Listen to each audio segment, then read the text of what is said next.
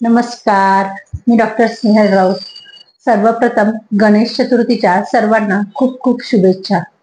आज आपण गणेशाला सर्वात प्रिय असणारे दुर्वा याविषयीची संपूर्ण माहिती बघणार आहोत.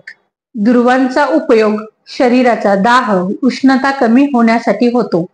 हा आरोग्यासाठी अतिशय गुणकारी असून त्वचा विकार व स्त्रियांच्या आजारांमध्ये हे अत्यंत उपयोगाला येते. नागिन सारख्या आजारांमध्ये दुर्वा व तांदूळ यांचा वाटून लेप लावतात. यामुळे तेथील दाह कमी होण्यास मदत होते. उष्णतेमुळे त्वचेवर पुरळ उठल्यास दुर्वांचा रस पिणे उत्तम आहे.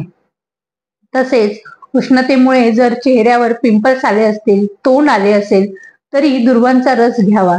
यामुळे अंगातील उष्णता कमी होते आणि त्वचेचा दाह थांबतो. पिंपल्सवर दुर्वा आणि हळद यांची पेस्ट करून लावल्यास याचा लगेच फरक आपल्याला जाणवतो. दुर्वा रस पिल्याने रक्तशुद्धी होते आणि त्यामुळे आपोआपच चेहऱ्यावर ग्लो येतो. स्त्रियांच्या आजारांमध्ये पण दुर्वा हा फार उपयोगाला येतो, कारण गणपती हा मूलाधार चक्राचा इष्ट देवता आहे. त्यामुळे मूलाधार चक्राच्या संबंधित व्याधीवर दुर्वा हा उपयोगाला येतो. स्त्रियांमध्ये युरिन इन्फेक्शन, रक्तप्रदर, वारंवार होणारे गर्भपात, श्वेतप्रदर या रोगांवर अत्यंत उपयोगी पडते.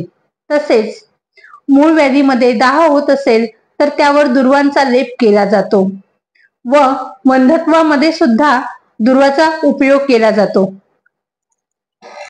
अशाच नवनवीन माहिती सोबत आपण पुन्हा भेटूयात. धन्यवाद.